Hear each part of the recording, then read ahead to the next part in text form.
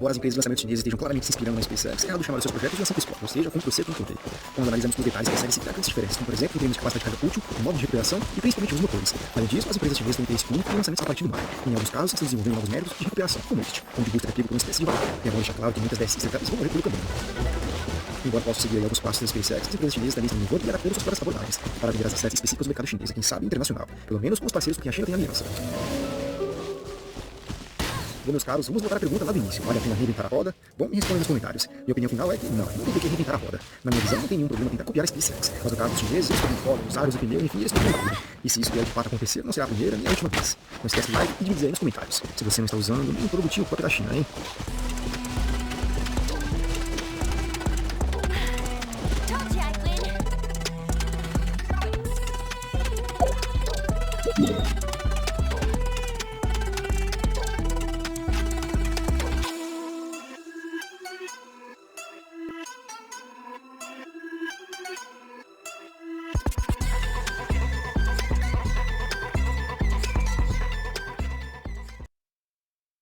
Pessoal, já há alguns editoriais eu venho informando do grau de violência que a política brasileira vem tomando. A coisa está mais assustadora do que nunca.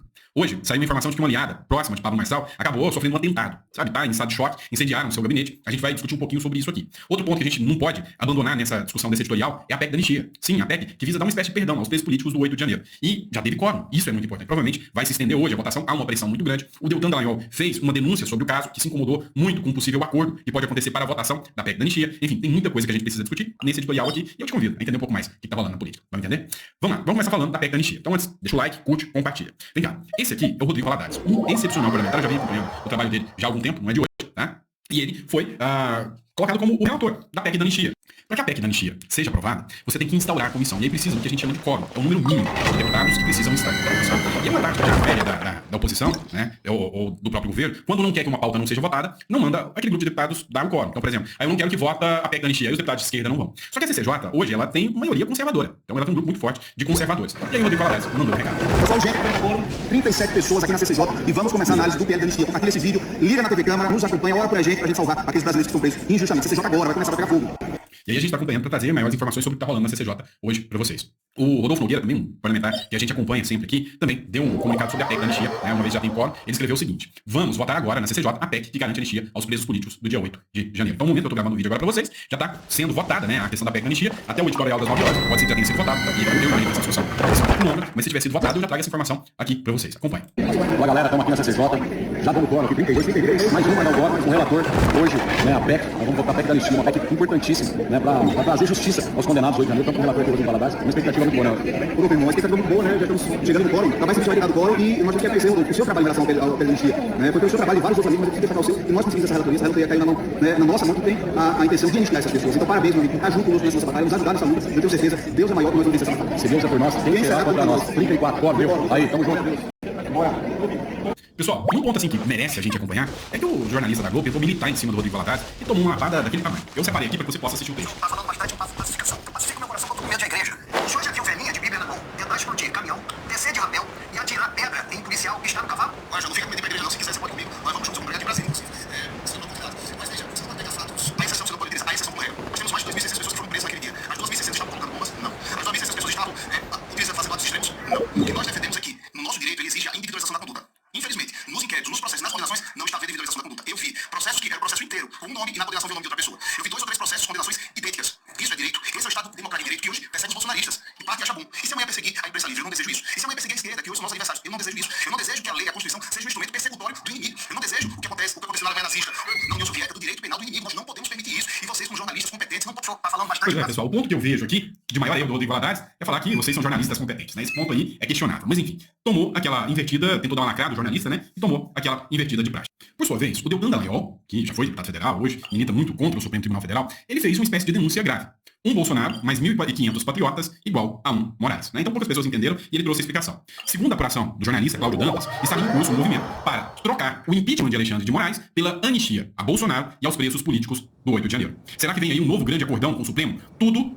Acabei de subir um vídeo analisando, né? E ele falou que subiu um vídeo pro YouTube. Então, a denúncia que o Deltan Dallagnol faz aqui, o que ele tenta expor aqui, é o seguinte, olha, há um acordo em curso pela PEC da anistia. Tá? Até onde eu sei, não é isso o acordo. Até onde eu sei, há uma pressão, né, contra o Arthur Lira, e o PL falou, e é um dos pontos que eu concordo com o PL, que o PL falou, olha, se você quiser o nosso apoio, Arthur Lira, para seu sucessor, precisa pautar e votar a PEC da anistia. Agora, segundo o Deltan Dallagnol, o acordo é no Senado. Olha, a gente aprova a PEC da anistia no Senado, desde que vocês da oposição parem de fazer essa pressão e cobrar pelo impeachment de Alexandre de Moraes. Cara, é uma sentença difícil. Então eu queria que você tomasse essa decisão e fizesse essa análise comigo. E aí, vale a liberdade dos 1.500 presos políticos e do Bolsonaro, a anistia para que ele possa voltar a concorrer pela manutenção do ministro Supremo, Alexandre de Moraes, ou não vale e o impeachment precisa ser feito? Qual é o ponto de vista? Olha, eu tenho o meu posicionamento.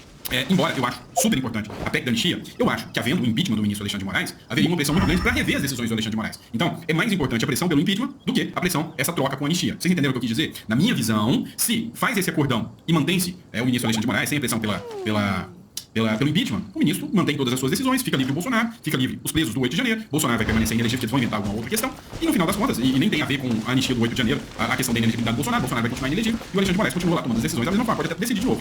Ou, se for o caso contrário, se há a queda do Alexandre de Moraes, se há uma pressão e há um impeachment do Alexandre de Moraes, há uma tendência à revisão das decisões do ministro Alexandre de Moraes. Qual é o seu ponto de vista? Coloca no comentário, que eu quero saber, tá bom? Vamos lá. O Cleitinho Azevedo falou sobre essa questão do impeachment. Ele falou o seguinte: estou no plenário, se não abrir o processo de impeachment, vamos fazer obstrução e barrar tudo. Olha só o que falou, Cleitinho. Para que a gente seja maioria, a gente precisa de mais 7. Chegar a 40 senadores, vão fazer pressão no presidente da China para ter ele volte aqui, depois vai fazer um impeachment aqui em plenário. E se isso não acontecer, vamos obstruir tudo que vai no Senado aqui. O que for proposto, se o projeto de diminuir o imposto, ok. Mas se o projeto da semana passada, para beneficiar político, igual flexibilizar a lei da China, para poder favorecer ex-políticos Eduardo Cunha, isso é capaz de acontecer politicamente, Canadá, isso aqui tem que deixar passar nada. A gente precisa de que você vote o senador, a gente ainda não vai ter um acordo com o ministro da China, pode debater o lugar, a gente chegar a 41, fazer pressão que seja votado com esse impeachment. E aí a gente precisa abrir os olhos para uma coisa. Uma coisa é o quórum de votação para a abertura do pedido de impeachment, que é de 41 senadores, e outra é o quórum para a votação do próprio impeachment, que é um quórum maior, tá? Então, mas eu tenho 41 senadores. Ok, mas o impeachment depende de mais, tá? Deixa bem claro isso aqui. Mas enfim, é uma pressão, por isso que eu digo que tá havendo uma pressão. A pressão é de obstrução do quórum mesmo, ou seja, obstrução das pautas do plenário, né, do Senado, do intuito específico de barrar tudo que vai passar. Qual é o seu comentário sobre isso? Coloca aqui pra gente. Vamos lá, pessoal, olha só. O jornal Grito da Liberdade e o Alexandre Garcia fizeram uma publicação aqui que a gente precisa discutir. Renata Ribeira, candidata a vereadora, apoiadora de Pablo Marçal, sofreu um atentado, segundo aqui o jornal.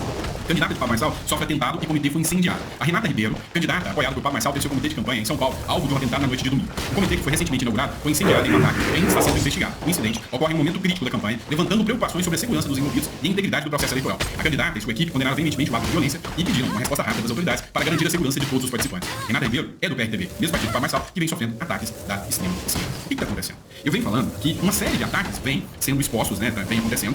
E, sabe, a preocupação da justiça eleitoral com o Twitter, com o X, com a publicação do X. E isso é grave, porque, sabe, tá havendo, né? O próprio André Fernandes teve o seu comitê incendiado também, colocaram fogo em boneco, né? Depredação. Ou seja, caramba, né?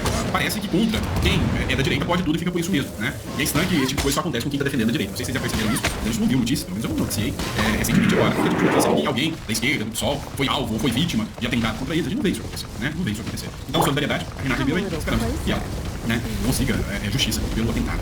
Outro ponto que nós precisamos discutir, e que é muito importante, é o 7 de setembro. Vocês viram o tamanho da briga, né? Briga gigantesca que aconteceu entre o Malafaia e entre o Pablo Marçal. Inclusive, o Malafaia falou abertamente que vai fazer outro vídeo e vai desmascarar de vez o Pablo Marçal. O Pablo Marçal participou hoje da revista Oeste. Quando foi perguntado sobre o 7 de setembro, o Pablo Marçal falou o seguinte: eu cheguei atrasado. Eu peço desculpas. Eu errei ao não responder o Silas Malafaia, eu cheguei de surpresa. Eu peço perdão ao Silas Malafaia, eu deveria revisar o meu Instagram lá, mas assim, eu peço perdão que eu fiz e gostaria que o Malafaia me perdoasse por isso. Mas eu não imaginei que o fato de eu chegar atrasado seria impedido e que a minha ida ali ao povo iria incomodar tanto. E sabe, Marçal, desculpem aí, eu sei que tem muita gente criticando, falando, o Malafaia tá certo, outra turma falando, o Marçal tá certo. Olha, na minha visão, o Marçal, assim, chegou no evento, não deveriam ter impedido ele de filmar. Se ele sobe lá, eu não poderia discursar com os demais, é isso mesmo. Agora, um ponto que chamou atenção, que eu coloquei na tela pra vocês, é que depois do 7 de setembro, teve uma reviravolta entre Ricardo Nunes e Pablo Marçal. A participação do Pablo Marçal agradou muito mais do que a do Ricardo Nunes, que se escondeu. Ricardo Nunes se escondeu, não quis estar ao lado do Bolsonaro, não postou nenhuma foto ao lado do Bolsonaro, e enquanto o Ricardo Nunes perdeu suporte, apoio nas redes sociais, o Pablo Marçal cresceu. Marçal ganha seguidores e Nunes perde. O ex-coach, empresário Pablo Marçal, candidato à prefeitura de São Paulo, ganhou 97.227 seguidores em seu perfil reserva, tá? No Instagram, depois do ato de 7 de setembro na Avenida Paulista. Somou até as 10h30 de segunda-feira. 4.402 seguidores na rede social, segundo o levantamento realizado. Somou 4.402.242 seguidores na rede social. Já o Ricardo Nunes, por outro lado, ele perdeu 2.025 seguidores em seu perfil depois de participar do ato. Ou seja, depois do ato, o Marçal subiu, a Tati subiu, o Boulos subiu, e o único que tá caindo é o Ricardo Nunes. Será que o Ricardo Nunes não percebe que os ataques que ele está fazendo direto ao Pablo Marçal estão levando ele pro buraco. Ele é o único que perdeu seguidores. Ele perdeu 2025. Enquanto até o da Pena, né, que foi carinhosamente apelidado pelo Marçal, o da Pena ganhou 42 e o Nunes perdeu. A Marina Helena, parabéns. Acho pouco, gente. Quem me segue, eu recomendo seguir a Marina Helena, tá? Subiu 2.479. O Boulos subiu, o Marçal subiu quase 100 mil. O Marçal é uma máquina das redes sociais. E o Nunes caiu. Então o Nunes tem que observar que, às vezes, a estratégia que está sendo utilizada não é a estratégia adequada. Pelo menos do meu ponto de vista. E o Lira tá como? Desesperado, doidinho da cabeça, não sabe o que fazer. O quê? Vamos lá. Vocês sabem que o Lira tá querendo emplacar o seu sucessor, certo? O Arthur Lira tem a intenção de nomear um novo presidente da Câmara dos Deputados. E o preferido do Lira era o Elmar Nascimento. O Elmar Nascimento, ele é do União Brasil, certo? Uma das maiores bancadas do Congresso é a União Brasil. Acontece que o Lira resolveu cair na sedução do Lula, e resolveu apoiar o Hugo Mota, que é um outro candidato do partido, do Tarcísio, dos republicanos. Então o Lira não queria o Elmar Nascimento. Mas como? O Lula chegou com jeitinho, com aquele cafuné e falou: cargo no Tribunal de Contas da União. O Lira não deu. Ficou ligadinho. Falou: oi, vamos conversar? E deixou o Elmar Nascimento de lado.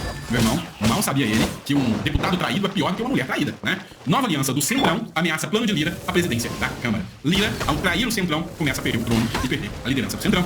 União Brasil.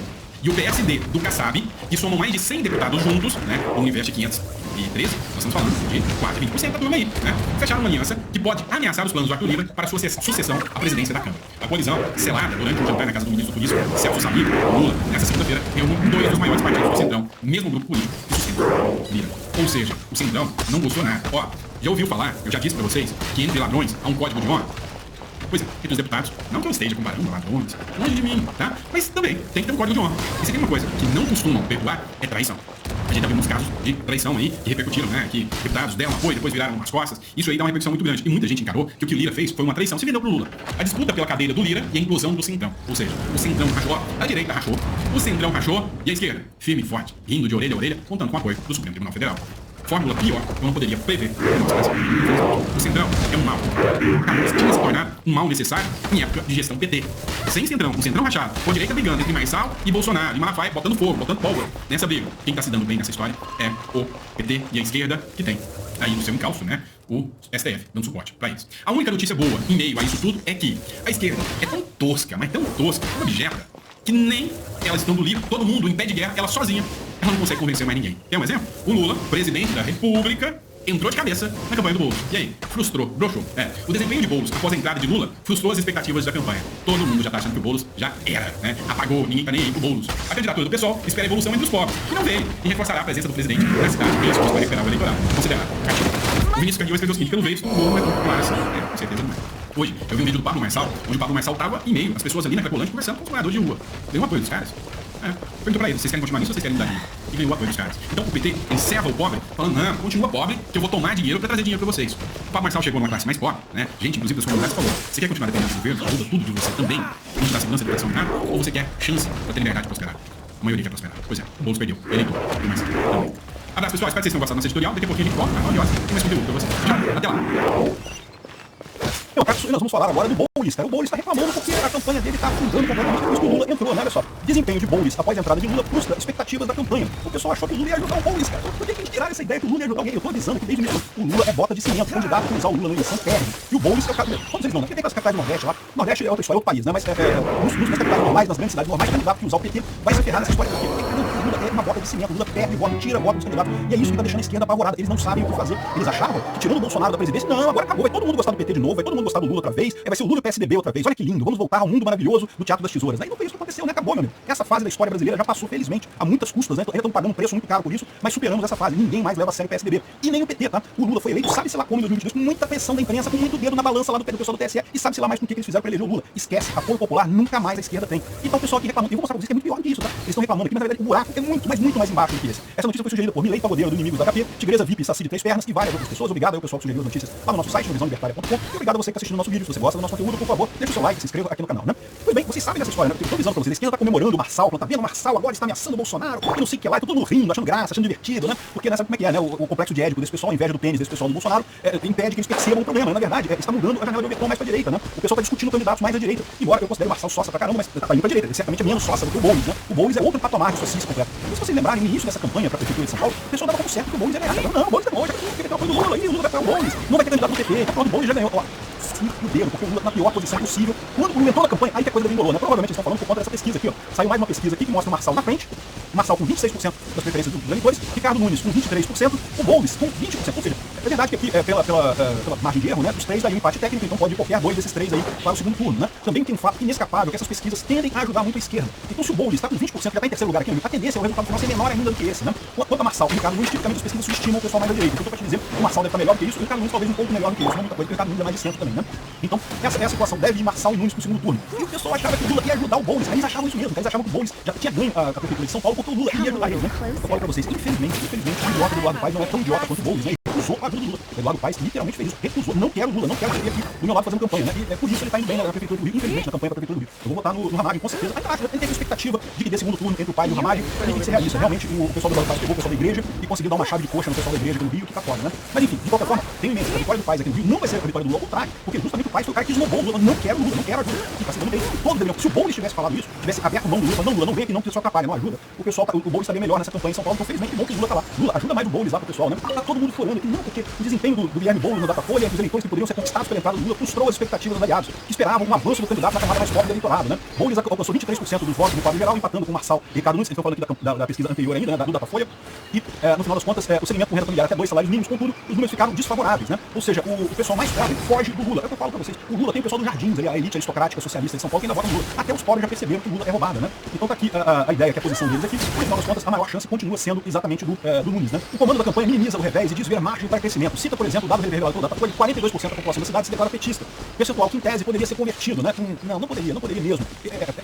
Datafolha mente a favor da esquerda, sempre foi isso, né? E justamente por conta do Bolsonaro, né? Aqui, ó, muita gente se diz petista pra ser contra Bolsonaro. Existe isso, infelizmente, né? O pessoal meio burro, fazer o quê? Mas essa é a história. Mesmo entre o pessoal que votou em Lula no segundo turno, o Boulos marca só 43% dos votos, e não tem metade dos votos do Lula. Dividindo espaço com o Nunes e com o Marçal, e Tabata Amaral, 32%. Deve ter gente do Marçal aqui também, não sei se botaram o número do Marçal aqui. Mas o fato é o seguinte, né? É o que eu falo pra vocês, o voto em Lula em 2022 foi um voto atípico. Foi um voto contra Bolsonaro. Ninguém gosta do Lula. Não existe isso. Tirando essa esquerda fedorenta, esses velhos naftalínicos de cabelo branco, que ama os comunistas, ele acha que o Castro Márcio, tirando essa geração velha, comunista de cabeça branca aqui do Brasil. Felizmente, tá tudo morrendo. Felizmente vai acabar essa praga por recurso de prazo. Tirando as pessoas, ninguém gosta, ninguém. Até as pessoas que votaram no Lula não tem coragem de botar cara em protesto para o Lula. Por quê? Porque não gostam do Lula, na verdade. Foi a campanha da televisão contra o Bolsonaro, foi o STF botando o dedão da balança, o TSE botando o dedão da balança, lá proibindo fake news de um lado só, fake news do outro lado podia à vontade, que desequilibrou a eleição de 2022. É ilusão achar que o Lula tem esse apoio todo eleitorado. Nunca teve. E agora não tem nem de longe, né? E isso mostra o problema que o Lula vai ter em 2026, né? Uma frase repetida que o PT é o partido de chegada, no sentido que no final os votos chegam no finalzinho mesmo pro partido e coisa e tal. Vamos ver o que vai acontecer. O fato é que o pessoal tá apavorado, né? As pesquisas estão indicando que o Boulos nem pro segundo turno vai. E aí tem o pessoal reclamando dentro da esquerda, dizendo, nossa, o problema é que o Boulos tá fazendo um discurso muito meia boca. Tem que falar Boulos mesmo, tem que cantar desfile deste, só as mães gentil e não sei o que lá, né?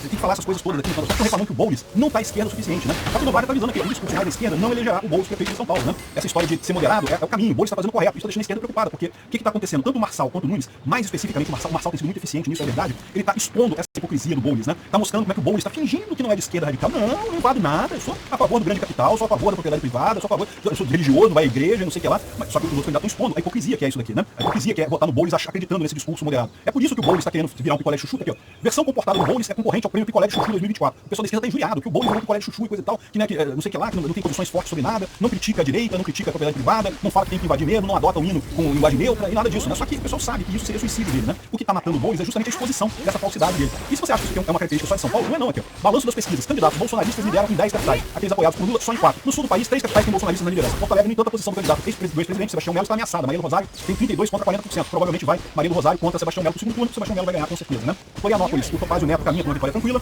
Em Curitiba é o Eduardo Pimentel também do PSD. Eu tô muito preocupado com esse pessoal do PSD bolsonarista. Da PSD é passado. Eu tô preocupado com isso. Mas os caras são bolsonaristas. O Bolsonaro tá apoiando ele. Os caras do Bolsonaro sabem o que tá fazendo, né? Enfim, no Sudeste, das 4 capitais do Sudeste, em 2 vitórias no Horizonte, candidatos que não estão vinculados nem a Lula nem a Bolsonaro. O Lorenzo Pasolini e o Mauro Tramonte, né? Agora, aí tá. Ele tá falando aqui das outras duas, São Paulo e Rio, lulistas estão à frente. Mentira, eu já expliquei pra vocês. Aqui no Rio de Janeiro, o Eduardo Paes, ele tá se vendendo como independente. É o Lula que quer se aproximar dele. Ele não quer nada com o Lula, não, né? O Lula que quer se aproximar dele, ele tá fazendo questão de afastar o Lula completamente aqui no Rio. Agora, o Boulos está liderando em São Paulo. A gente tá vendo como é que tá liderando, né? É claro que 2 das capitais que estão contando como vitórias do Lula não são do Lula de verdade, né?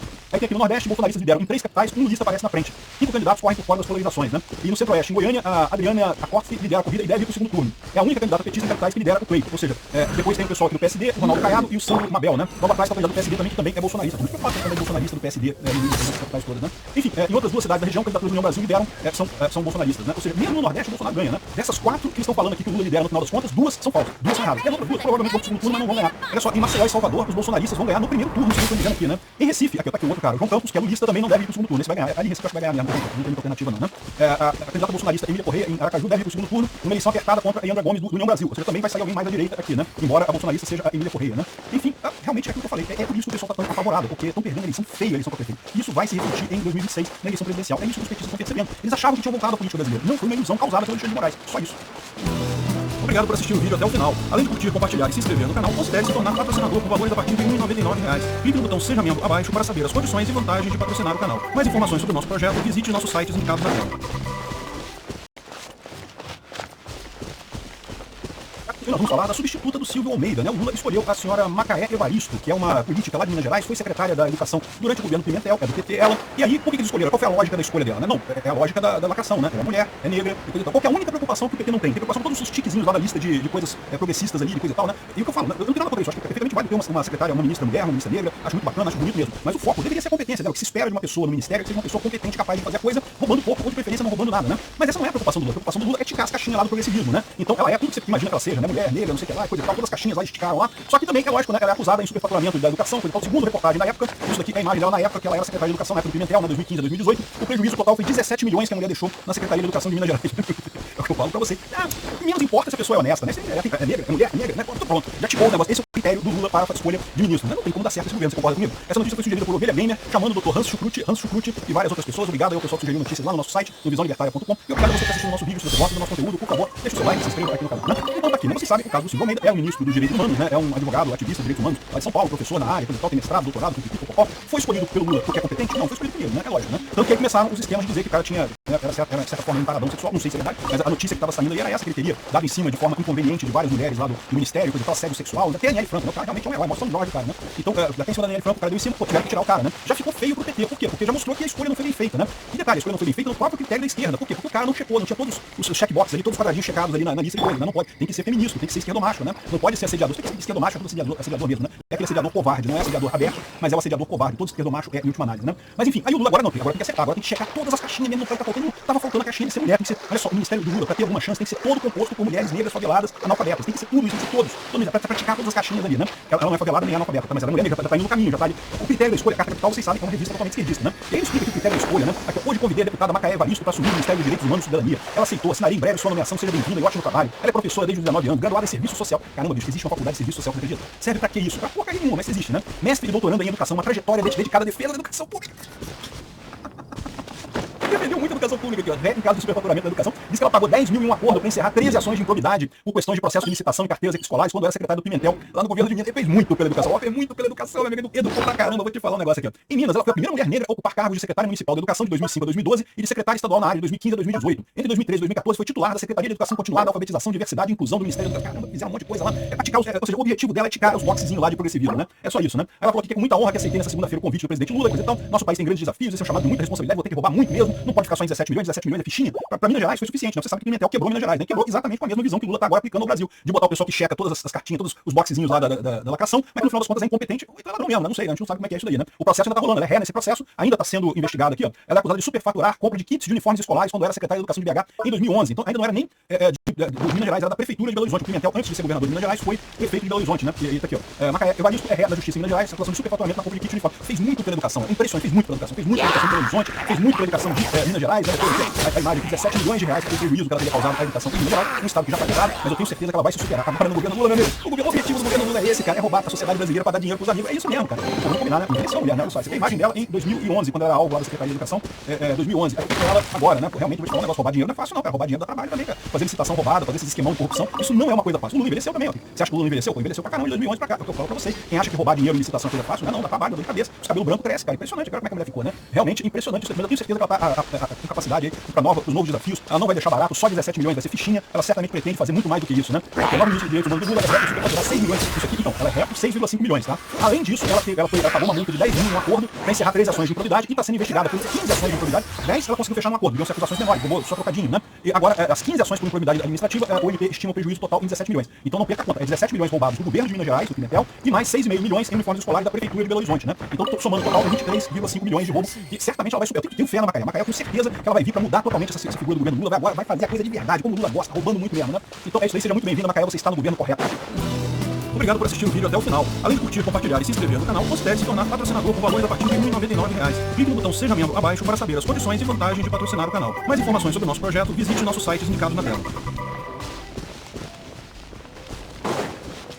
Esse é um capítulo e nós vamos falar sobre uma reportagem do Cláudio Dantas, né, do que era ex-antagonista, agora ele está com o site dele mesmo, que continua produzindo reportagens muito interessantes. O cara realmente tem conhecimento diferenciado lá em Brasília, mas, segundo ele está dizendo, está rolando um grande acordão lá em Brasília, né? O Alexandre de Moraes, evidentemente, não quer sofrer impeachment. Os ministros do STF também não querem que o Alexandre de Moraes sofra impeachment, porque isso vai reduzir o poder deles nessa história, né? O pessoal, os senadores, querem muito o impeachment do Alexandre de Moraes, já tem um grande número, tem mais do que a maioria, tem 41 votos de senadores pelo impeachment do Alexandre de Moraes, que seria uma coisa excelente, teria pelo menos o início do processo, né? Só que isso vai ser uma coisa, assim, um caminho árduo, que vai levar muito tempo. Então o pessoal está planejando uma alternativa que seria Bolsonaro mais 1.500 patriotas em troca do Moraes. Essa seria a essência do acordo, tá? Ou seja, o Congresso poderia fazer uma lei de anistia do Bolsonaro e dos 1.500 patriotas, acabar essas ações todas do Alexandre de Moraes baseadas no inquérito das fake news e não sei o que lá. Em troca, esse tipo de ação, né? Certamente o STF poderia derrubar também esse tipo de lei, mas aí o STF aceitaria essa lei do Congresso da anistia do Bolsonaro e dos patriotas. Em troca disso, o Senado não faria o impeachment do Alexandre de Moraes, né? E aí é a questão, será que vale a pena? Olha, eu acho que vale um adendo, tá? Vamos entender essa notícia aqui. Essa notícia é sugerida por Dona Florinda Ancap, não tenho culpa, só fiz o L, porque sou burro e várias outras pessoas. Obrigado aí ao pessoal que sugeriu as notícias lá no nosso site, e obrigado a você que está assistindo o nosso vídeo. Se você gosta do nosso conteúdo, por favor, deixa o seu like, se inscreva aqui no canal, né? Então essa é a história. De novo, não sou eu que estou falando, quem está falando isso aqui é o Cláudio Dantas. O Cláudio Dantas disse que, olha só, a Caroline de Tony pautou para amanhã na CCJ, né, a análise do projeto que concede anistia aos presos do 8 de janeiro. Né? O relatório será apresentado pelo Rodrigues Valadares, do União Brasil, e deve propor anistia para condenados e investigados. E nesse caso, beneficiaria também Jair Bolsonaro. Ninguém admite oficialmente, mas a pauta deve servir como barganha em troca do impeachment do Alexandre de Moraes, cujo pedido foi assinado por 150 parlamentares, principalmente deputados, tá? E foi apresentado ao Pacheco agora há pouco. Ou seja, se aprovada a anistia geral e restrita a todos, a oposição desistiria de caçar o mandato do ministro. Amigos, Pacheco já disse que prefere enterrar sua carreira política a abrir um processo de impeachment contra o ministro do Supremo. Ó, que coisa, né? Quem imaginaria isso, né? Naturalmente, isso acabaria por encerrar sua carreira como advogado, que é bem mais lucrativa. E certamente as empresas dele lá em Minas também acabariam com isso, né? O ministro já entendeu que não terá sucesso nas urnas e ficaria satisfeito com uma vaga de ministro do TCU, onde poderia pular pro STF no futuro próximo. Eu não sei onde é que esse cara tá bebendo, cara. Gente, para de dar bebida alcoólica pro Pacheco, cara. Não dá mais bebida alcoólica pro cara, que tá começando a falar coisa sem coisa aqui, né? Enfim, mas eu não duvido que esse seja o pensamento do Pacheco mesmo, né? O Pacheco covarde, pela covardia dele, acabou acumulando um monte de decisões erradas, acabou ficando do lado do Lula e dos demais covardes, e no final das contas, realmente, a carreira política dele já era, né? Duvido que ele consiga ir pro TCU ou pro STF. O que vai acontecer com ele é o ostracismo. O Pacheco vai deixar de ser presidente do Senado, vai acabar o mandato dele de senador e nunca mais vai se ouvir falar na figura triste, vai ser igual um dóia da vida, escanteado, porque justamente traiu o próprio eleitor, né? No Senado, portanto, a situação estaria encaminhada nesses termos, enquanto na Câmara contaria com o apoio geral da direita na eleição do seu sucessor, através da qual pretende continuar dando as cartas no Congresso. Então, na verdade, o acordo tem mais coisa. O acordo envolveria também a direita votar no sucessor do Lira, né? E no final das contas, essa é a história. E aqui, ó, por fim, o projeto da anistia deverá ser emendado com um artigo que tornaria sem efeito os inquéritos em curso. Moraes, então, os encerraria com a justificativa de perda do objeto, que seria uma saída honrosa para o ministro, né? Então, o segundo está dizendo aqui, muita gente lá em Brasília está querendo esse tipo de coisa. Eu não duvido desse tipo de acordo, tá? Não duvido mesmo. E nem acharia ruim. A minha única preocupação nessa história é a questão da liberdade de expressão, que não está contemplada aqui, né? Está contemplado o Bolsonaro, acho importantíssimo o Bolsonaro participar de 2026, entendo que essa anistia para o Bolsonaro é para tudo, ou seja, incluiria a questão do suposto reunião com embaixadores e coisa e tal, que tornaria ele novamente candidato em 2026. Acho importante a anistia aos 1.500 patriotas que estão presos lá pelo 8 de janeiro. De novo, acho que as pessoas deveriam pagar pelo que fizeram, mas do jeito que o Alexandre de Moraes está fazendo a coisa, com penas de 17 anos de cadeia, sem nenhuma consideração, isso realmente é um absurdo, tem que ter uma meio termo disso aí, tinha que ser uma coisa razoável, né? E aí a anistia seria uma alternativa a isso daí. E em troca ficaria o Alexandre de Moraes, mas ele ficaria desprestigiado, né? Porque toda essa truculência que ele tem usado aí contra Bolsonaro ficaria meio que castrada nessa história. O que eu vejo de faltar nesse ponto aí é justamente a censura, e esse negócio do CIEL lá no TSE, e essa censura absurda que está acontecendo. Isso eu acho que é uma coisa que devia ter. Se entrar nesse acordo, eu fico 100% a favor. Acabar com o inquérito contra o Elon Musk, contra o X, a coisa toda, e acabar com o CIEL, acabar com essa coisa toda absurda de censura de informação, me pareceria uma coisa excelente, né? Se ficar só com o Bolsonaro e os 1.500 patriotas em troca do Moraes, eu não acho que seria uma coisa boa, não. Porque, primeira coisa, porque, lembra, o Alexandre de Moraes vai ser o presidente do STF em 2027. Você sabe que o STF tem esse esquema de presidência que é meio rotativo, meio pré-determinado pela anterioridade dos cargos. Então, pela regra, o Alexandre de Moraes vai ser o presidente do STF em 2027. Então tem em mente que ele vai ter ainda mais poderes a partir de 2027. Imagina o Bolsonaro ganhando a eleição em 2026 e enfrentando o Alexandre de Moraes como presidente do STF em 2027, né? Não vai ser uma luta fácil essa, né? Do outro lado, é pelo menos uma vitória. Porque, como o próprio Cláudio Dantas falou aqui, o Pacheco não deve colocar essa votação do impeachment do Alexandre de Moraes. Vão conseguir contornar isso usando o regulamento do Senado? Pode ser que consigam, mas vai ser difícil isso ir até o final sem o apoio do Pacheco, né? Por outro lado, alguns senadores chegaram até a retirar a assinatura do pedido de impeachment do Alexandre de Moraes. Mas tem uma coisa importante aqui, tá? Os senadores que tiraram a assinatura do pedido de impeachment fizeram isso por quê? Porque de acordo com a estratégia foi aconselhada por advogados. Por quê? Bom, tá falando que senadores têm retaliações, isso é uma coisa também. Mas tem uma outra coisa nessa história, que é o fato de que pode-se dizer que eles eram suspeitos, né? Lembra? Eles agora vão atuar como juízes, eles vão julgar o Alexandre de Moraes dentro do Senado. Senado. Então, atuando como juízes, eles não poderiam ser suspeitos. Se eles assinam um pedido de impeachment, é porque eles são suspeitos, eles são partes, né? Então, eles estão deixando o pessoal da Câmara, os deputados, assinarem o pedido de impeachment, para mostrar que os deputados estão empenhados nisso também. Os deputados não fazem parte do impeachment do Alexandre de Moraes, o impeachment do ministro Supremo é tudo no Senado. Então, essa seria a estratégia, por isso os senadores retiraram as assinaturas do pedido de impeachment. Mas os deputados continuam, né? De novo, isso não faz diferença no final das contas. Mas isso mostra também que certamente alguns senadores temem retaliações. Então, isso é um problema, isso pode dificultar sair o negócio do impeachment. Além disso, um outro argumento que o pessoal coloca aqui, ó, é que o PL da anistia não poderia passar, porque seria inconstitucional. O parlamento perdoar quem atentou contra a sua própria existência seria inconstitucional desde o início. É lógico, se for de esquerda, essa página é uma página de esquerda, não tem nada, não tem cláusula pétrea nenhuma na Constituição, não tem nada na Constituição que proíba o Congresso de aprovar a anistia contra alguém que tenha atentado contra o Congresso, até porque a anistia que aconteceu no final do período militar também envolveu terroristas que atentaram contra o Congresso brasileiro, né? Então, no final das contas, isso aqui é a Europa, mas a Europa quer dizer que o STF não vai seguir exatamente esse caminho, né? Você pode ser que o STF bloqueie esse problema da anistia exatamente dessa forma. Então, o que a gente tem é isso, tá? A gente tem aqui um acordo que seria uma coisa que, de novo, se incluir a parte de liberdade de expressão, pra mim, eu acho que tá valendo. Já é um passo importante. É tudo que a gente queria? É lógico que não. Eu sei que não é. Eu sei que em algum momento vai ter que ter impeachment do ministro Supremo, esses caras estão descontrolados completamente. Mas, gente, política é isso. Você não vai conseguir tudo, todas as soluções possíveis do mundo numa coisa única. Não tem isso. Tem que negociar mesmo, tem que ganhar menos pra ganhar mais adiante, né? Que o Cláudio, essa proposta que o Cláudio Dantas tá falando que existe. A gente nem sabe se existe mesmo isso daí. Vamos ver como é que a coisa caminha, tá? Pode ser que caminhe exatamente nesse sentido. O impeachment não anda no Senado, mas o PL da anistia anda pra liberar todo mundo e essa coisa acontecer e se o STF ficar quietinho de um lado e ficar quietinho do outro, resolvidos todos os problemas, né? É uma maneira de pacificar a coisa. Eu acho que é uma saída razoável isso daí. Eu só quero que incluam a parte de liberdade de expressão. Isso é muito importante. Obrigado por assistir o vídeo até o final. Além de curtir, compartilhar e se inscrever no canal, considere se tornar patrocinador com valores a partir de R$1,90.